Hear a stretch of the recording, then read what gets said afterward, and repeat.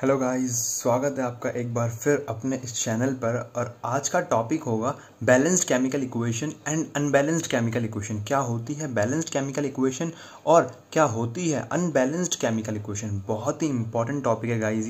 ये first chapter का third part है। अगर आप लोगों ने फर्स्ट और सेकंड पार्ट नहीं देखा है तो फटाफट जाओ फर्स्ट और सेकंड पार्ट को देखो, समझो, फिर जाके इस थर्ड पार्ट पे आओ।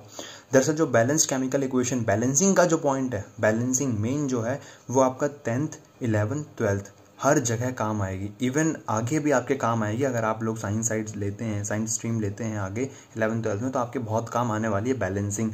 तो बहुत बेसिक से स्टार्ट करेंगे, बैलेंसिंग क्या होता है सब कुछ स्टार्ट करेंगे। चलो स्टार्ट करते हैं गाइस, बिना किसी वो वाला शब्द नहीं, बिना किसी बात के स्टार्ट करते हैं। सबसे पहली चीज़, होता क्या है balanced chemical equation. Balanced chemical equation क्या होती है? देखो गाइस, एक चीज़ समझना बहुत ज़रूरी है कि बैलेंस्ड केमिकल इक्वेशन वो है जब कोई, मैं आपको एक पॉइंट क्लियर कर देता हूँ। सबसे पहले एक डिफरेंस याद रखना,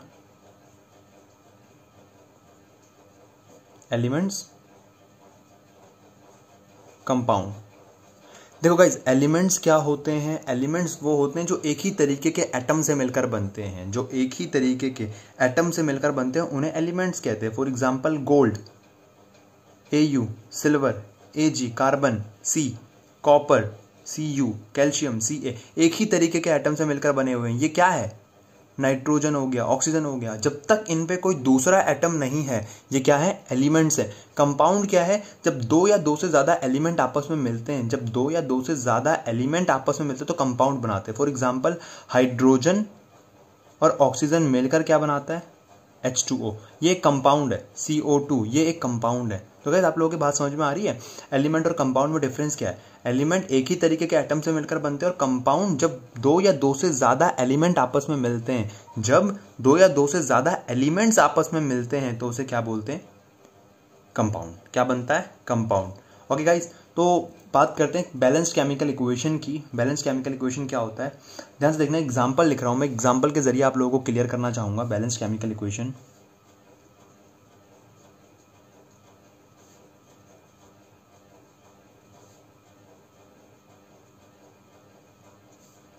क्या होती है बैलेंस्ड केमिकल इक्वेशन? ध्यान से देखिएगा, एक एग्जांपल लिख रहा हूं, carbon plus oxygen gives CO2। Carbon plus oxygen, carbon plus oxygen gives CO2। Carbon ने ऑक्सीजन के साथ रिएक्ट करके CO2 दे। देखो कार्बन के कितने एटम है? एटम क्या होता है? एक होती है एटॉमिसिटी। गाइस, एक और चीज याद रखो, क्या याद रखो? एटॉमिसिटी।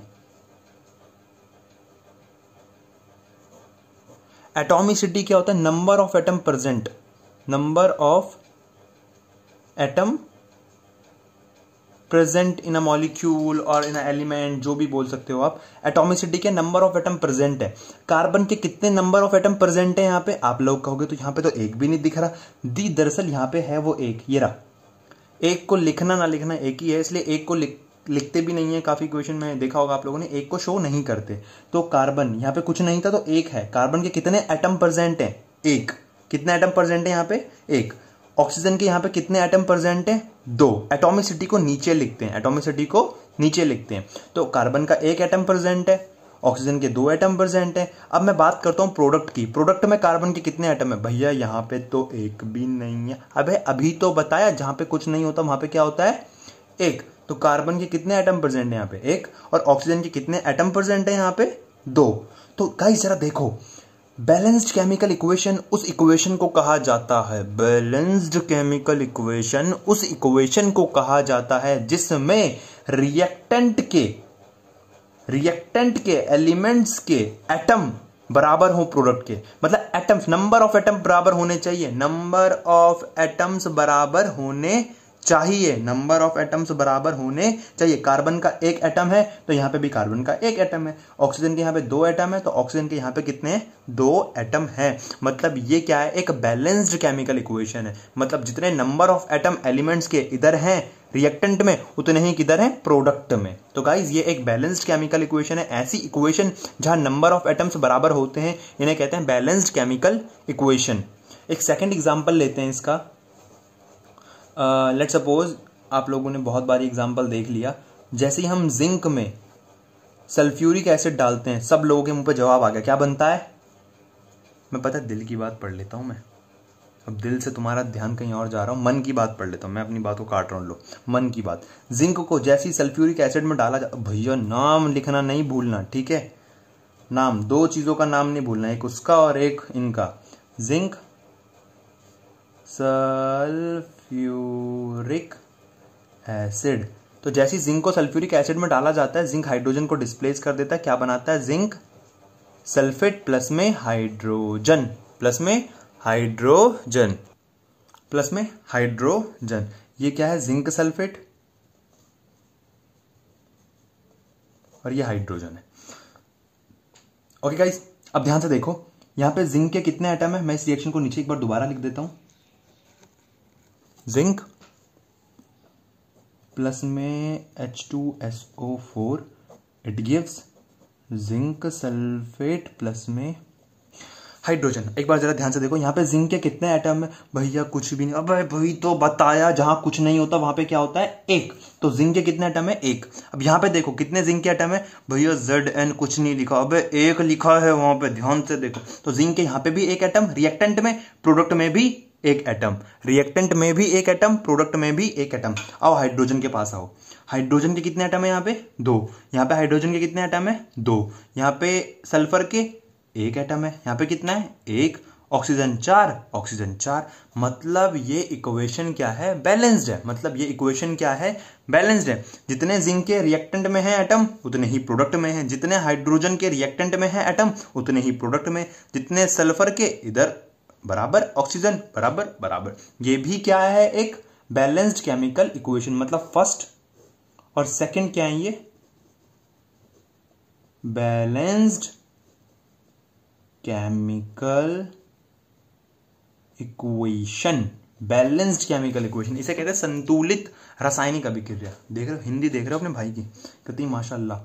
तो बैलेंस्ड केमिकल इक्वेशन। अब बात करते हैं अनबैलेंस्ड केमिकल इक्वेशन की, उन केमिकल इक्वेशंस की जो बैलेंस नहीं है, जो बैलेंस्ड नहीं है। बात करते हैं उनकी।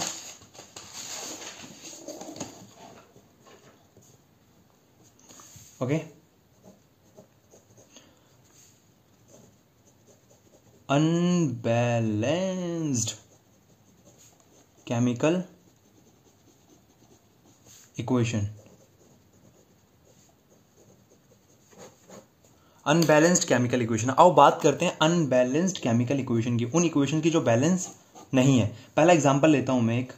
अब गाइस, अब ध्यान से सुनना, एक सिंपल से एग्जांपल ले रहा हूं मैं। आपने कभी देखा हाइड्रोजन ऑक्सीजन के साथ मिलकर क्या बनाता है? सबको पता है, वाटर बनाता है। सबको पता है हाइड्रोजन ऑक्सीजन के साथ मिलकर वाटर बनाता है। अब देखो हाइड्रोजन के कितने एटम है यहाँ पे? भैया हाइड्रोजन के यहाँ पे 2 एटम है, यहाँ पे ऑक्सीजन, और प्रोडक्ट में कितने एटम है हाइड्रोजन के? प्रोडक्ट में भी 2 है। ऑक्सीजन के कितने एटम है रिएक्टेंट में? 2। लेकिन ऑक्सीजन के प्रोडक्ट में कितने एटम है? 1। अब सोच के देखो, रिएक्टेंट में हाइड्रोजन के 2 एटम, प्रोडक्ट में भी हाइड्रोजन के 2 एटम, रिएक्टेंट में ऑक्सीजन के 2 एटम, प्रोडक्ट में ऑक्सीजन का 1 एटम। मतलब ये क्या है? यहाँ पे नंबर ऑफ एटम क्या है? बराबर नहीं है। अगेन आई एम रिपीटिंग, यहाँ पे नंबर ऑफ एटम क्या है? बराबर नहीं है। अगर नंबर ऑफ एटम्स बराबर नहीं है, रिएक्टेंट और प्रोडक्ट में नंबर ऑफ एटम्स बराबर नहीं है, तो समझ जाओ कि रिएक्शन क्या है? अनबैलेंस्ड। रिएक्शन क्या है? अनबैलेंस्ड। भैया एक आधा तो चलता है। अब एक एग्जांपल बहुत देर से सुनते हुए आ रहे हो, magnesium plus oxygen gives magnesium oxide. Magnesium के कितने एटम है? 1। यहां पे मैग्नीशियम का कितना एटम है? 1। जहां कुछ नहीं वहां 1 है रे। मैग्नीशियम के सबका मालिक 1, मैग्नीशियम का 1, मैग्नीशियम का 1, ऑक्सीजन के 2, भैया ऑक्सीजन का 1। इससे क्या पता चल रहा है? इनके नंबर ऑफ एटम क्या है? बैलेंस नहीं है। यहाँ पे 2, यहाँ पे 1। तो क्या करा जाए? अब एग्जाम में ये नहीं पूछेगा क्या करा जाए, एग्जाम में कहेगा जो ये अनबैलेंस्ड केमिकल इक्वेशन होती हैं, जो ये अनबैलेंस्ड केमिकल इक्वेशन होती हैं, उन इक्वेशंस को हमें बैलेंस्ड करना पड़ता है। उन इक्वेशन को हमें क्या करना पड़ता है? बैलेंस्ड। मैं आप लोगों को डेफिनेशन दिखा रहा हूं, फटाफट से डेफिनेशन देखो, नोट करो, और हाँ कॉपी और पेन नहीं निकाला तो कमीनों निकम्मो फटाफट निकालो। Okay, balanced and unbalanced chemical equation, balanced and unbalanced chemical equation. एक बैलेंस्ड केमिकल इक्वेशन की डेफिनेशन लिखो। A balanced chemical equation has an equal number of atom of different elements. तो मैं क्या फारसी में बोल रहा था कि रिएक्टेंट इन द रिएक्टेंट और प्रोडक्ट में डिफरेंट एलिमेंट्स के डिफरेंट एलिमेंट्स के नंबर ऑफ एटम भैया बराबर होते हैं बैलेंस्ड केमिकल इक्वेशन में। The balanced chemical equation has an equal number of atoms of different elements in the reactant and product. बात समझ में आई? रिएक्टेंट और प्रोडक्ट में नंबर ऑफ एटम्स बराबर होंगे एलिमेंट्स के, डिफरेंट एलिमेंट्स के। एग्जाम्पल मैंने आप लोगों को दे दिया बेटा। ये नोट्स वाले भी और ये जो कॉपी में मैं लिख रहा हूँ, स्पाइरल में मैं लिख रहा हूँ, ये दोनों कॉपी में नोट करो, बहुत जरूरी है ये। एक अनबैलेंस्ड केमिकल इक्वेशन की डेफिनेशन देखो। N unbalanced chemical equation has an unequal number of atoms of one or more elements in reactant and product। मतलब सिंपल रे, रिएक्टेंट और प्रोडक्ट के नंबर ऑफ एटम्स बराबर नहीं होते। अनबैलेंस्ड केमिकल इक्वेशन में रिएक्टेंट और प्रोडक्ट के नंबर ऑफ एटम्स बराबर नहीं होते। That simple. का बोले रे? सिंपल। ठीक है। अब गाइस बात करते हैं एक बहुत ही इंपॉर्टेंट चीज की जो मैं आप लोगों को बताने वाला हूं। काहे बैलेंस करें भैया? एक सवाल आता है ना, काहे हम बैलेंस करें? नहीं, अनबैलेंस्ड है, मैग्नीशियम ऑक्सीजन के साथ मिलकर मैग्नीशियम ऑक्साइड बना दिया, इसको प्रॉब्लम नहीं, हमें क्यों? हाइड्रोजन ऑक्सीजन के साथ मिलकर वाटर बनाया, इसको प्रॉब्लम नहीं, हमें क्यों? अब क्या करें सर? सारी प्रॉब्लम हमें ही तो है। अब देखो ध्यान से, एक लॉ है, law of conservation of mass.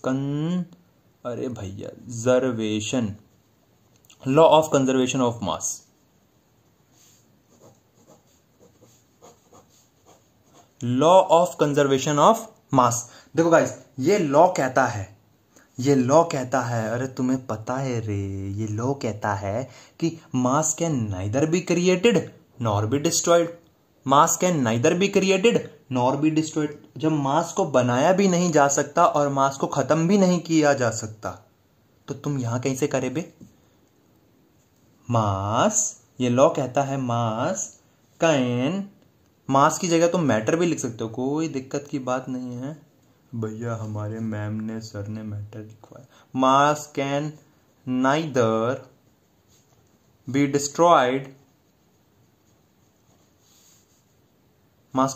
Destroyed nor be created. ना तो मास को डिस्ट्रॉय किया जा सकता है, ना ही खत्म किया जा सकता है। तो निकम्मो, तुमने यहां कैसे कर दिया? सवाल ये है। अब सुनो मेरी बात जरा ध्यान से। इस लॉ की वजह से हमें क्या करना पड़ता है? बैलेंस करना पड़ता है। पता है, एग्जाम में एक बार गाइज 1000 मेरे को याद नहीं आ रहा, 16, 15, 17 किसी एक ईयर में सवाल आया था कि हम इक्वेशंस को बैलेंस क्यों करते हैं? किस लॉ की वजह से हम इक्वेशंस को, अनबैलेंस्ड केमिकल इक्वेशन को हम बैलेंस करते हैं? किस लॉ के वजह से? तो आप लोगों को ये लॉ लिखना था, law of conservation of mass की वजह से। तो आओ गाइस स्टार्ट करते हैं इस लॉ के, कैसे हमें इक्वेशंस को बैलेंस करना है। मैं बहुत सारी इक्वेशंस लेके आया हूं जिनको हम आज बैलेंस करेंगे। स्टार्ट करते हैं। तो गाइस पहली इक्वेशन है कि MgO, मैग्नीशियम ऑक्साइड जब बनता है, किस चीज से बनता है? चलो बताता हूं मैं, आप लोगों को पता है, magnesium plus oxygen gives magnesium oxide. भैया आप एक चीज भूल गए। क्या भूल गया मैं? मैग्नीशियम क्या होता है? सॉलिड। ऑक्सीजन क्या होता है? गैस। और मैग्नीशियम ऑक्साइड सॉलिड। तो भाई ये लिखना मत भूलना। आओ इसे बैलेंस करते हैं गाइस। यहां पे देखो, ध्यान से देखना, magnesium oxygen gives magnesium oxide. ये सॉलिड ऑलिड तुम लिख लेना यार। लो खुश रहो, तुम्हारी आत्मा को शांति मिले। ठीक है, मैग्नीशियम क्या है? यहाँ पे कितने नंबर ऑफ एटम है मैग्नीशियम के? 1। कितने नंबर ऑफ एटम है मैग्नीशियम के? 1। यहाँ पे कितने नंबर ऑफ एटम है मैग्नीशियम के? 1। चलो मैग्नीशियम तो गाइस बैलेंस्ड है। मैग्नीशियम क्या है? बैलेंस्ड है। अब बात करते हैं ऑक्सीजन की। ऑक्सीजन के कितने नंबर ऑफ एटम है? 2। कितने नंबर ऑफ एटम है यहाँ पे? 2। और यहाँ पे कितने? 1। यहाँ पे कितना है? 1। तो भैया अब मैग्नीशियम तो बैलेंस्ड है, ध्यान से समझना, एक पॉइंट बताऊंगा और सारी रिएक्शनों में यही पॉइंट लगेगा। एक फंडा बताऊंगा, सिर्फ एक फंडा, सारी रिएक्शनों में सारी रिएक्शन बैलेंस करना सीख जाओगे। बस ये फंडा समझना कि ऑक्सीजन यहाँ पे 2 है, यहाँ पे कितना है 1, मैग्नीशियम दोनों तरफ बराबर है, तो क्या करें, ऑक्सीजन को बैलेंस करना चाहिए हमें ऑक्सीजन ही ऑक्सीजन को बैलेंस करना चाहिए। तो गाइस देखो, अपने पास 3 चॉइसेस हैं, मैग्नीशियम 1, ऑक्सीजन 2, ऑक्सीजन 1। या तो हम ये करें मैग्नीशियम O2 कर दे, तो लेकिन ये पॉसिबल नहीं है। किसी मतलब ये कोई कंपाउंड है और उस कंपाउंड में तुमने एक ऑक्सीजन को बीच में डाल दिया, ये पॉसिबल नहीं है। तो मतलब हम कहीं कोने में नहीं लगा सकते, तो क्या करा जाए भैया, एक और ऑप्शन है हमारे पास, Mg2O। ये तो वही बात हो गई कि ईंट के बीच में हाथ डाल रहे हो तुम, डाल दोगे नहीं ना। मतलब क्या, ईंट को बिना तोड़े तुमने, मतलब मैग्नीशियम ऑक्साइड को बिना तोड़े हमने उसके बीच में 2 डाल दिया, मतलब ये भी पॉसिबल नहीं है। तो जब पीछे नहीं लगेगा, बीच में नहीं लगेगा 2, तो 2 लगेगा किधर, मेरी बात सुन, 2 लगेगा आगे। कहां लगेगा, आगे, मैग्नीशियम ऑक्साइड। ये फंडा समझो बात को समझो, क्या कहां लगेगा, आगे। तो मतलब 2 लगा आगे, 2 कहां लगा, आगे। अब गाइस मेरी बात ध्यान से सुनना, जब किसी भी कंपाउंड या एलिमेंट के आगे, जब किसी भी कंपाउंड के आगे 2 लगता है, 2 या कुछ भी नंबर लगता है, तो वो उसके पर्टिकुलर एटम से मल्टीप्लाई होता है। मैग्नीशियम के कितने एटम है, 1, ऑक्सीजन के कितने एटम है, 1। अब ये एक नहीं रहे, अब ये मल्टीप्लाई होगा, ये 2 1 जा 2, तो मैग्नीशियम कितना हो गया, 2, 2 1 जा 2, तो ऑक्सीजन भी कितना हो गया, 2। अब देखो गाइस, ऑक्सीजन तो 2 हो गया, साथ में मैग्नीशियम भी 2 हो गया, लेकिन मैग्नीशियम कितना है यहाँ पे, 1, तो इसे 2 कर दो आगे लगा के। इसमें भी पीछे नहीं लगाना, हाँ, कहां लगते हैं, नंबर ऑफ एटम आगे। जब हम बैलेंस कर रहे हैं तो कहां लगेंगे, आगे। आओ एक सेकेंड एग्जाम्पल लेते हैं, ध्यान से देखना गाइस, एक सेकेंड एग्जाम्पल लेते हैं। सेकेंड एग्जाम्पल देखो, एक मैग्नीशियम का ही ले लेते हैं, magnesium plus chlorine gives magnesium chloride. Magnesium plus chlorine gives magnesium chloride. Magnesium क्या होता है, सॉलिड, क्लोरीन क्या होती है, गैस, मैग्नीशियम क्लोराइड क्या होता है, सॉलिड। क्या होता है, सॉलिड। अब देखो मैग्नीशियम क्या है, कितने नंबर ऑफ एटम है मैग्नीशियम के, 1। यहाँ पे मैग्नीशियम के 1, ये 1 1 लिखा मत करो यार, अब तुम समझदार हो गए हो, ठीक है, मेरे से पढ़ रहे हो तुम, मेरे से समझदार हो गए तुम ठीक है। तो मैग्नीशियम के कितने नंबर ऑफ एटम, 1, मैग्नीशियम के यहाँ पे कितने नंबर ऑफ एटम, 1, क्लोरीन कितने, 2, क्लोरीन कितने, 2। भैया ये तो बैलेंस्ड है, हाँ तो बैलेंस्ड है, बैलेंस करने की जरूरत नहीं है, थर्ड एग्जाम्पल, आओ ये थर्ड देखो, मरकरी ऑक्साइड, Hg होता है मरकरी, क्या होता है, मर्क्यूरी है, मरकरी नॉट मर्क्यूरी है, मरकरी। इसे जब हम हीट करते हैं, क्या करते हैं, हीट, तो ये क्या करता है, ये टूट जाता है Hg प्लस O2 में, Hg प्लस O2 में। मरकरी दरअसल लिक्विड होता है और जो ऑक्सीजन होता है वो तो आप लोगों को पता है गैस होता है, और मरकरी ऑक्साइड सॉलिड होता है। भाई साहब ये हमें याद रखना पड़ेगा, अबे निकम्मो, कुछ तो चीजें हैं। अब केमिस्ट्री में रिएक्शन याद नहीं रखोगे तो क्या रखोगे, गाने याद करते हो ना। मैग्नीशियम ऑक्साइड, तो हीट किया, मैग्नीशियम ऑक्साइड में टूट गया। अब देखो मैग्नीशियम कितना है यहाँ पे, सॉरी मरकरी ऑक्साइड, मरकरी कितना है यहाँ पे, 1, मरकरी कितना है यहाँ पे, 1, यहाँ पे कितना है, 1, जो बैलेंस्ड है भाई। ऑक्सीजन कितना है, 1, ऑक्सीजन कितना है, 2, तो क्या करेंगे, 2 आगे लगाएंगे। अब 2 आगे लगाया तो मरकरी के भी आगे 2 लग गया, मरकरी भी कितना हो गया, 2, तो हमें यहां पे मरकरी को भी बैलेंस करना पड़ेगा, 2 यहां पे भी लगाना पड़ेगा, 2 यहां पे भी लगाना पड़ेगा। एक थर्ड इक्वेशन देखो, एक फोर्थ, एक और बैलेंस केमिकल इक्वेशन देखो, H2O2 gives H2O plus O2, ये हमने कर दिया हीट। H2O2 होता है परऑक्साइड, क्या होता है ये, परऑक्साइड, आगे आगे क्लास में पढ़ेंगे हम, ये होता है परऑक्साइड, ये भी लिक्विड होता है दरअसल, ये भी आप लोगों को पता है। पानी भी कैसा होता है, गीला होता है ना, गीला है ना, ठीक है, और ये क्या होती है, गैस। तो H2O2 gives water plus oxygen. Guys फटाफट 5 सेकंड दे रहा हूं, वीडियो को पॉज करो और इसको खुद बैलेंस करने की कोशिश करो, करो करो करो करो, कहाँ क्या क्या लगेगा, सोचो सोचो सोचो, ठीक है। आप लोगों ने कर दिया होगा, आई होप सो। पॉज करके वीडियो को। H2O2, हाइड्रोजन कितने, 2, ऑक्सीजन कितने, 2। यहाँ पे हाइड्रोजन कितने, 2, और ऑक्सीजन कितने, 2 और 1 कितना, 3। कितने ऑक्सीजन है, 3। कितने ऑक्सीजन है, 3। तो क्या किया जाए, अब ध्यान से सुनना, अब ध्यान सुनना, 3 ऑक्सीजन है यहाँ पे।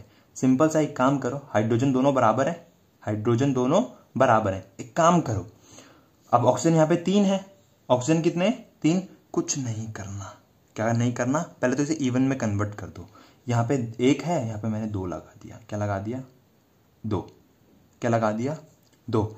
अब ऑक्सीजन गिनो, सिर्फ क्या गिनो, ऑक्सीजन। 2 ऑक्सीजन ये रे, क्योंकि यहाँ पे 1 है ना नंबर ऑफ एटम, तो 2 एकम 2, 2 ऑक्सीजन ये रे और 2 ऑक्सीजन ये रे, 2 और 2 कितने हो गए, 4। कितने ऑक्सीजन है प्रोडक्ट में, 4, और रिएक्टेंट में कितने, 2, तो यहाँ पे भी 2 लगा दो। जब हमने यहां पे 2 लगाया तो ऑक्सीजन हो गए 4, 2 दूनी 4, और ऑक्सीजन प्रोडक्ट में भी कितने हो गए, 4। 2 ये रे और 2 ये रे, 4 हो गए। और हाइड्रोजन भी हो गए 4, 2 दूनी 4 हाइड्रोजन, 2 दूनी 4 हाइड्रोजन। मतलब सब कुछ क्या हो गया, बैलेंस। सब कुछ क्या हो गया, बैलेंस। सब कुछ क्या हो गया, बैलेंस। एक और एग्जांपल देखो गाइस, एक और एग्जांपल देखो गाइस। तुझे याद न मेरी आए, किसी से अब क्या कहना, आवाज तुम्हारे भाई की बहुत सुरीली है, Na2S। ठीक है, अब देखो सोडियम के कितने एटम है यहाँ पे, ये सॉलिड होता है, ये भी सॉलिड होता है गाइस, ये भी सॉलिड होता है ना, ये मत सोचना, लिख नहीं रहा मैं, ध्यान से। सॉलिड सॉलिड सॉलिड तुम्हें जरूर लिखना है, ये काम मैं तुम्हारे भरोसे छोड़ रहा हूँ। सोडियम के कितने एटम है यहाँ पे, 1। यहाँ पे कितने एटम है, 2। सल्फर के यहाँ पे कितने एटम है, 1, और यहाँ पे कितने, 1। तो बस सोडियम के यहाँ पे 2 है, यहाँ पे 1 है। बहुत सिंपल है यार, बहुत सिंपल है, बहुत सिंपल है। क्या करना पड़ेगा भैया, सोडियम जाके 2 लगाना पड़ेगा, हो गया बैलेंस, हो गया बैलेंस्ड। तो मैं आपको बहुत सारे इक्वेशंस हैं जो मैं आपको होमवर्क में दूंगा अभी लास्ट में, तो बने रहो लास्ट में तक। अब आगे एक और किस तरीके से बैलेंसिंग की इक्वेशन, बैलेंसिंग के वो आते हैं एग्जाम में क्वेश्चंस किस और तरीके से, वो मैं आपको बता देता हूं। तो गाइज ये तो था कि केमिकल इक्वेशंस आप लोगों को दे रखी थी और उस इक्वेशन को बैलेंस करने के लिए कह रहा था। केमिकल इक्वेशन आप लोगों को दे रखी थी और उस इक्वेशन को बैलेंस करने के लिए। अब कभी कभी क्या करता है, वर्ड प्रॉब्लम में केमिकल इक्वेशन दे देता है, वर्ड प्रॉब्लम में। अब वर्ड प्रॉब्लम किस तरीके से सॉल्व करी जाए, आप लोग जब एनसीईआरटी सॉल्व करोगे तो वर्ड प्रॉब्लम्स उसमें पीछे दे रखी हैं, उन वर्ड प्रॉब्लम्स को कैसे सॉल्व करना है वो टेक्निक सुनो। देखो एक पहला क्वेश्चन है कि hydrogen gas combines with nitrogen. ध्यान से सुनना, मैं लिखूंगा नहीं कि आप लोग लिखते रहना। क्वेश्चन लिखो, hydrogen gas combines with nitrogen to form ammonia. Hydrogen gas combines with nitrogen to form ammonia. Hydrogen gas combine हुई। अब किसके साथ कंबाइन हुई, नाइट्रोजन के साथ। किसके साथ कंबाइन हुई, नाइट्रोजन, मतलब प्लस, कंबाइन हुई ना तो plus nitrogen. Hydrogen gas combines with nitrogen, plus आएगा बीच में, कंबाइन हुई। और क्या गिव्स, लिखा है ना, hydrogen gas combines with nitrogen to form ammonia. क्या बनाया इसने, बनाया मतलब प्रोडक्ट, बनाया मतलब प्रोडक्ट, क्या बनाया, अमोनिया। मतलब हाइड्रोजन गैस नाइट्रोजन के साथ कंबाइन होकर अमोनिया। भाई सिंपल सी बात है, जो कंबाइन हो रहा है लेफ्ट साइड में लिखते रहो रिएक्टेंट बना के, और जो बन रहा है राइट साइड में लिखो प्रोडक्ट बना के। Hydrogen gas combine with nitrogen to form ammonia, simple. अब तुम लोगों को पता होना चाहिए हाइड्रोजन गैस को H2 से दिखाते हैं, कैसे दिखाते हैं, H2 से। नाइट्रोजन को N2 से दिखाते हैं, किससे दिखाते हैं, N2 से। और अमोनिया का फॉर्मूला होता है NH3। अब इस इक्वेशन को बैलेंस करने के लिए वो बोल रहा है, क्या बोल रहा है, इस इक्वेशन को बैलेंस करने के लिए। तो गाइस देखो, हाइड्रोजन के कितने एटम है यहाँ पे, 2। नाइट्रोजन के कितने एटम है यहाँ पे, 2। और नाइट्रोजन के प्रोडक्ट में कितने एटम है, 1।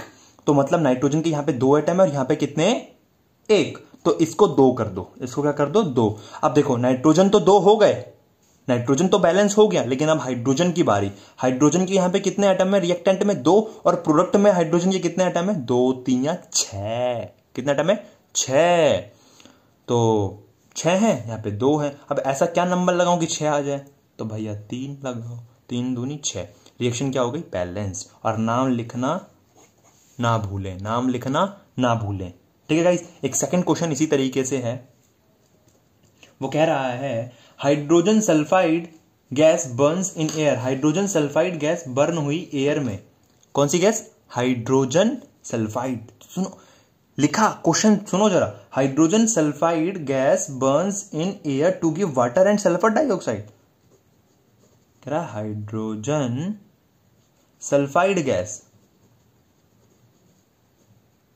हाइड्रोजन सल्फाइड जो गैस है ये गैस क्या हुई? बर्न हुई। ये गैस क्या हुई? बर्न हुई। अब देखो गाइस, एक बात याद रखना, बर्न हुई है तो बर्न होने के लिए एक चीज चाहिए होती है, ऑक्सीजन। यही तो समझने वाली बात थी। बर्न होने के लिए क्या चाहिए? ऑक्सीजन। और बर्न होने के बाद उसने क्या दिया? जलने के बाद इसने क्या दिया? सल्फर डाइऑक्साइड, सल्फर डाइऑक्साइड और प्लस में वाटर, प्लस में वाटर। क्वेश्चन यही तो कह रहा था, hydrogen sulphide gas, hydrogen sulphide gas burns in air, burns in air, इसकी जगह साला एयर भी लिख दो, burns in air to give water and sulphur dioxide, sulphur dioxide और क्या दिया उसने? वाटर। क्या दिया उसने? वाटर। अब लिखो, हाइड्रोजन सल्फाइड का फॉर्मूला क्या होता है? क्या होता है? मुझे पता, तुम समझदार हो। H2S। हाइड्रोजन सल्फाइड का फॉर्मूला क्या होता है? H2S। ऑक्सीजन का फॉर्मूला क्या होता है? O2। और क्या दिया उसने? सल्फर डाइऑक्साइड, सल्फर और डाइऑक्साइड मतलब डाई ऑक्सीजन, और क्या दिया साथ में? वाटर, वाटर का H2O। तो गाइस इनके नाम लिखो फिर, sulphur dioxide, hydrogen sulphide, oxygen, sulphur dioxide, water. अब इसको बैलेंस करना है। क्या करना है? इसको बैलेंस करना है। आई होप तुम बैलेंस कर दोगे इसको, क्योंकि बैलेंसिंग तुम्हें आ गई है। ठीक है गाइस, तो प्रॉब्लम किसी भी तरीके से आए, मतलब या तो प्रॉब्लम आएगी आपको केमिकल रिएक्शन दे रखी होगी आपको, और रिएक्शन को मतलब प्रॉब्लम दो तरीके से आएंगी गाइस, या तो रिएक्शन दे रखी है आपको, या तो आप लोगों को रिएक्शन दे रखी है वर्ड प्रॉब्लम की फॉर्म में, वर्ड प्रॉब्लम की फॉर्म में रिएक्शन दे रखी है, फिर जाके उसको आपको इक्वेशन में कन्वर्ट करना पड़ेगा, और इक्वेशन में कन्वर्ट करने के बाद आप लोगों को फिर उसको बैलेंस करना पड़ेगा। तो बैलेंस करना पड़ेगा आप लोगों को, वर्ड प्रॉब्लम से रिएक्शन, रिएक्शन इक्वेशन, इक्वेशन से बैलेंस केमिकल इक्वेशन बनाओगे उसको। ये तो आप लोगों को इक्वेशन ही दे रखी होगी, और इक्वेशन को क्या करना पड़ेगा? बैलेंस करना, बैलेंस ही है। ये तो पकी पुकाई खीर हो गई कि बनी बुनाई खीर आप लोगों को मिल गई। ये है कि पहले बनानी है, फिर उसमें जो भी डालते हैं खीर में, मेरे को तो पता नहीं।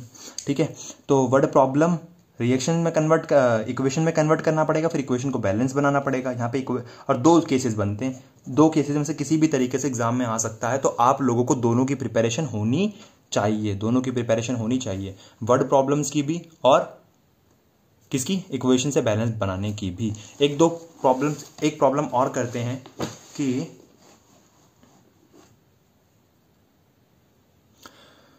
तो गाइज आप लोगों को ये क्वेश्चन है कि बैरियम क्लोराइड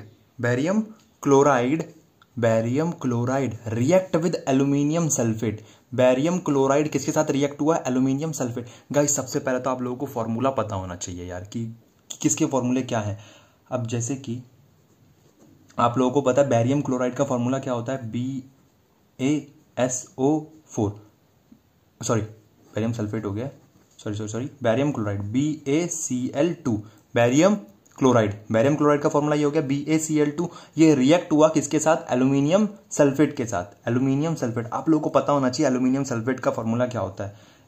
Al2SO4 का होल थ्राइस। देखो गाइस, बैरियम की वैलेंसी होती है कितनी होती है? 2। बैरियम की वैलेंसी कितनी होती है? 2। और क्लोरीन की वैलेंसी कितनी होती है? 1। कितनी होती है? 1। तो ये क्रॉस मल्टीप्लाई होगा जब, तो ये क्या हो जाएगा? Ba1Cl2, तो इसको हम BaCl2 लिख देते हैं।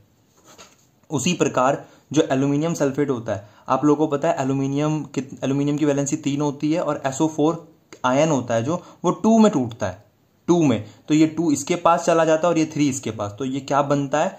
Al2SO4 का होल थ्राइस, Al2SO4 का whole thrice.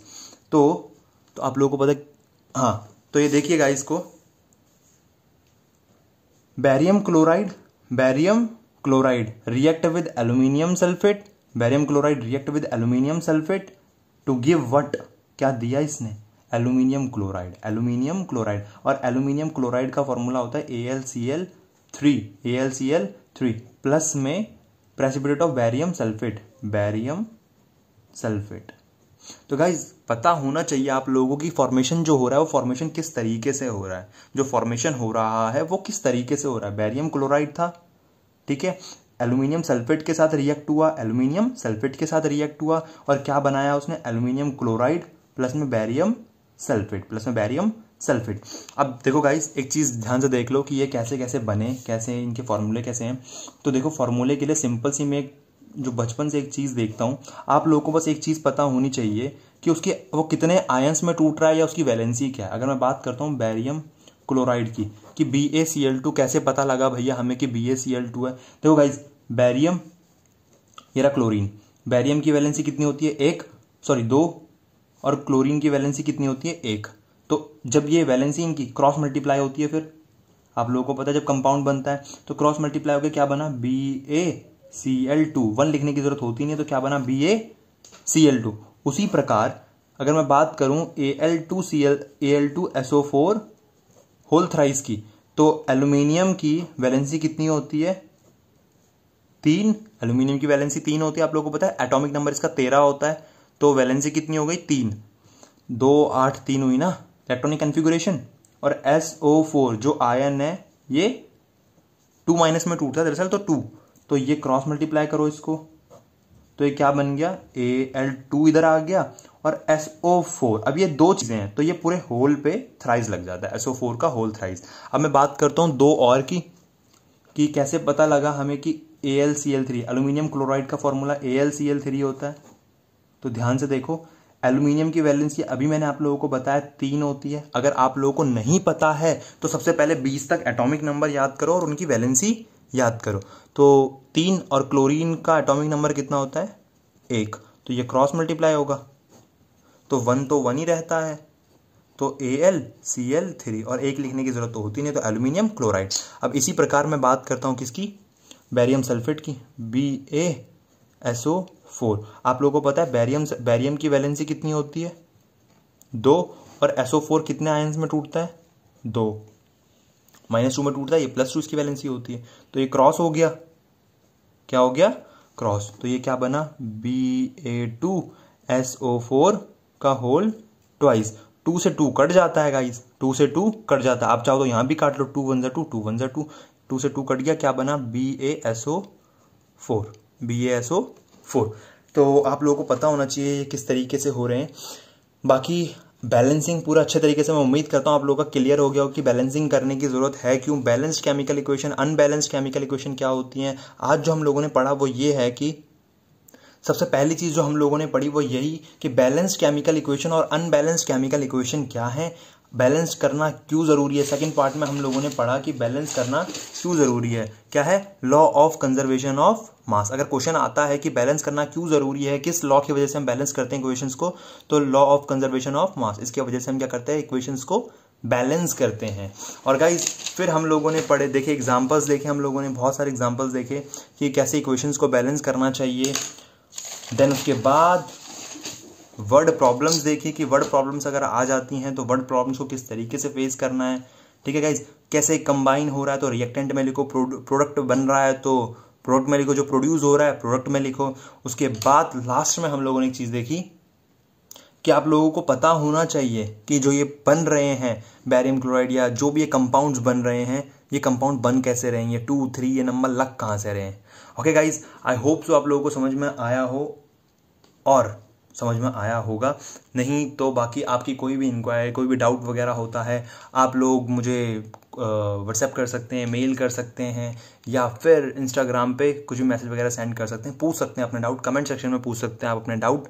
Okay guys, I hope so आप लोगों को समझ में आया हो। अगेन वही मैसेज दूंगा, सेफ रहो, घर पे रहो, सुरक्षित रहो और बने रहो और पढ़ाई भी करते रहो साथ साथ यार, है ना। इस टाइम पे पढ़ाई करना भी बहुत ज़रूरी है क्योंकि फिर हमारी हैबिट जो होती है ना, अब हम पूरे दिन भर अगर खेलते रहें तो हमारी हैबिट आगे जाके भी खेलने पे ढल जाएगी, फिर दोबारा अपने आप को पढ़ाई पे लाना मुश्किल हो जाएगा गाइस। तो धीरे धीरे थोड़ा बहुत पढ़ना भी शुरू कर दो। एग्ज़ाम के तैयारी के लिए। ओके गाइस, सो अगर वीडियो पसंद आई हो लाइक करो, और अच्छी लगी हो, जो भी आपको कुछ पूछना हो या पसंद आए तो कमेंट करो, और चैनल को क्या करो, सब्सक्राइब करो। जो भी आपके दोस्त हैं 10th क्लास के, उन तक ये वीडियो पहुंचाओ, उनकी मदद करो। Okay guys, okay, tata, bye bye.